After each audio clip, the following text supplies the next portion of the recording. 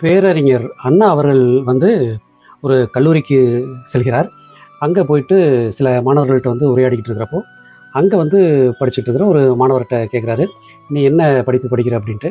அதற்கு வந்து அந்த மாணவர் சொல்கிறாரு, "நான் வந்து ஆங்கில இலக்கியம் படிக்கிறேன், அதாவது இங்கிலீஷ் லிட்ரேச்சர் படிக்கிறேன்." அப்படின்ட்டு அந்த மாணவர் சொல்கிறாரு.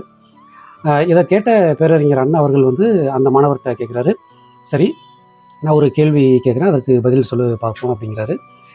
அதாவது ஏபிசிடி இந்த 4 எழுத்து ஆங்கில எழுத்து இல்லாமல் ஒரு 100 வார்த்தைகளை வந்து நீ சொல்லு பார்ப்போம் அப்படின்ட்டு அந்த ஆங்கில இலக்கியம் படிச்சுட்டு இருக்கிற அந்த மாணவர்கிட்ட கேட்குறாரு. அந்த மாணவர் வந்து என்னதான் வந்து இங்கிலீஷ் லிட்ரேச்சர் படித்தாலும் ஏபிசிடி இந்த 4 எழுத்து இல்லாத 100 வார்த்தைகளை வந்து அவரால் சொல்கிறதுக்கு வந்து முடியல.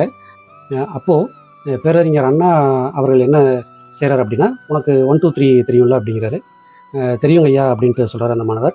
"சரி, 1 2 3 ஆரம்பித்து அப்படியே தொடர்ந்து சொல்லிக்கிட்டு போ" அப்படிங்கிறாரு. 1 2 3 4 5 6 அப்படின்ட்டு அந்த மாணவர் வந்து தொடர்ந்து சொல்லிகிட்டே போகிறாரு. 99 வரைக்கும் அவர் வந்து அந்த மாணவர் சொல்கிறாரு. 99 வந்த உடனே அந்த மாணவர் வந்து அப்போது 1ல் ஆரம்பித்து 99 வரைக்கும் நீங்கள் பார்த்தீங்க அப்படின்னா, எந்த ஒரு எண்ணிலும் எந்த ஒரு நம்பர்லையும் பார்த்தீங்க அப்படின்னா, இந்த ஏபிசிடி அப்படிங்கிற இந்த 4 எழுத்துக்கள் வந்து வராது. ஸோ அந்த மாணவர் வந்து 99 வரைக்கும் சொல்லிட்டாரு. அவர் வந்து அடுத்தது 100வது நம்பரை சொல்கிறதுக்கு முன்னாடி, ஏன்னா 100வது நம்பரை வந்து 100 அப்படின்ட்டு சொல்லிட்டார் அப்படின்னா, அதில் வந்து டி இருக்கிறதுனால இந்த ஏபிசிடி இந்த 4 எழுத்தில் அடங்கிரும். அந்த வார்த்தை வந்து நம்ம வந்து 100வது வார்த்தையை எடுத்துக்க முடியாது. அப்படிங்கிறதுனால அந்த மாணவர் வந்து 100 அப்படிங்கிற அந்த வார்த்தையை சொல்லிடக்கூடாது அப்படின்ட்டு அண்ணா அவர்கள் இடைமறித்து 99 அப்படின்ட்டு அந்த மாணவர் சொன்ன உடனே கடைசியாக ஸ்டாப் அப்படின்ட்டு சொல்லிடுறாரு. அப்போது அந்த ஸ்டாப் அப்படிங்கிற அந்த வார்த்தை 100வது வார்த்தையாக அதில் வந்து அவங்க எடுத்துக்கிறாங்க. அப்போது எஸ்டிஓபி இதுலேயும் வந்து ஏபிசிடி அப்படிங்கிற அந்த 4 எழுத்துக்கள் இல்லை. இப்போ நம்ம இதில் வந்து கவனிக்க வேண்டிய விஷயம் என்ன அப்படின்னா, இதுதான் அறிவு.